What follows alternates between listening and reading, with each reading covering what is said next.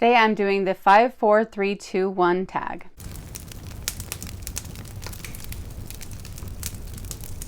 Welcome to Candlewick Library. I'm Cheryl. I was tagged by Anne from In Search of Wonder to do this tag, and I was really excited that I was because I was thinking about doing this tag anyway. So I'm going to get right to it. So there is a prompt for each of the numbers 5, 4, 3, 2, and 1. 5 is 5 recent 5-star reads. I'm kind of stingy with my 5s. I tend to rate books that I really love in the 4.5 to 5 range. And so I just went through my reading journal for this entire year so far and picked out 4 books that I actually did give 5 stars to, and then one that I gave a 4.75, just because every book that I've given 5 stars to so far is a nonfiction.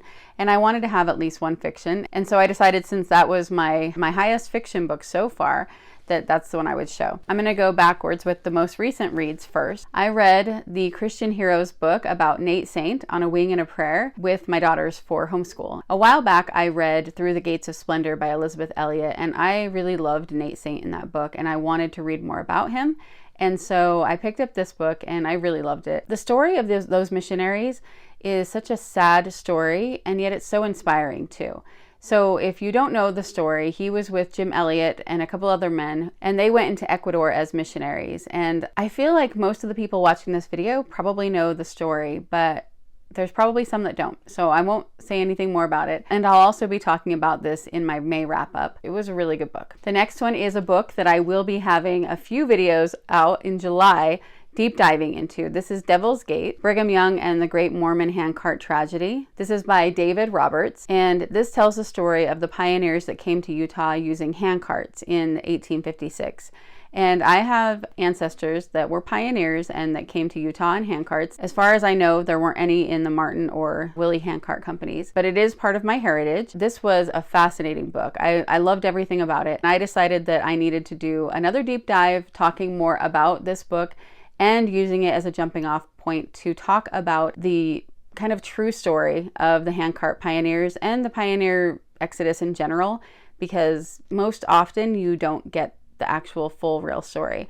So those videos will be coming up in July, and this was definitely a 5-star read. Then there's The Boy on the Wooden Box by Leon Layson. This I'm actually reading again right now with my daughters for school, but I read it a couple of months ago by myself. This is his memoir telling the story of when he was a young boy and he and his family were on Schindler's List. It's a very moving and good book. The next one that I had given 5 stars to, I don't have with me right now. I lent it out, and it is Introducing Christianity to Mormons by Eric Johnson. I talked about that in a previous video.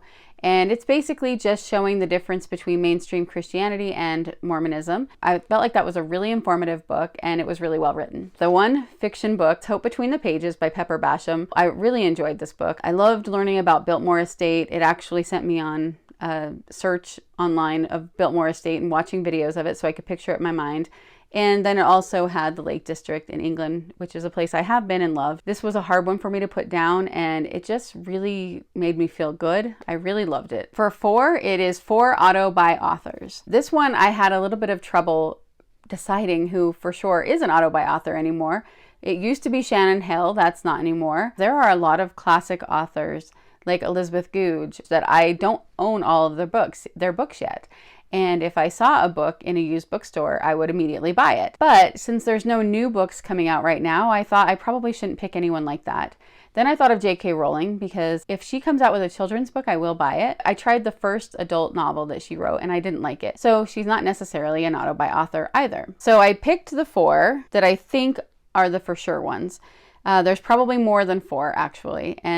But first I thought Julie Klassen. I don't have all of her books yet, and so she still has a lot of books she's already published for me to read. But since she's still putting books out, I am buying the new ones as they're coming out. And so far, while there have been books that I liked more than others, I haven't read one yet that I didn't like. The next one I was thinking is Rosanna M. White. I have a couple of books from her that were the first ones I ever read that I don't love as much as the most recent ones I've read. But all of the recent ones I've read, I have absolutely loved.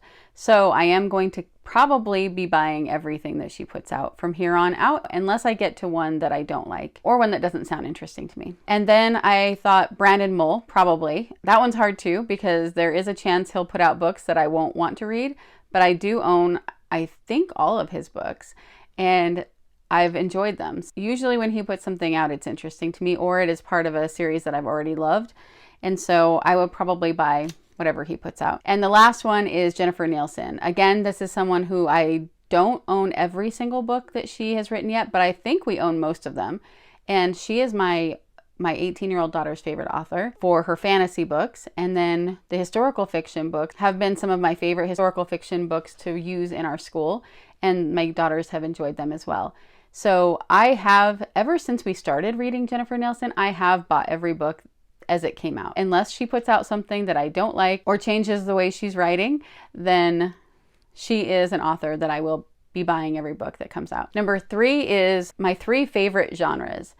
This was another one that is very hard because as soon as I thought of one, I would think, well, wait, what about this one? What about this one?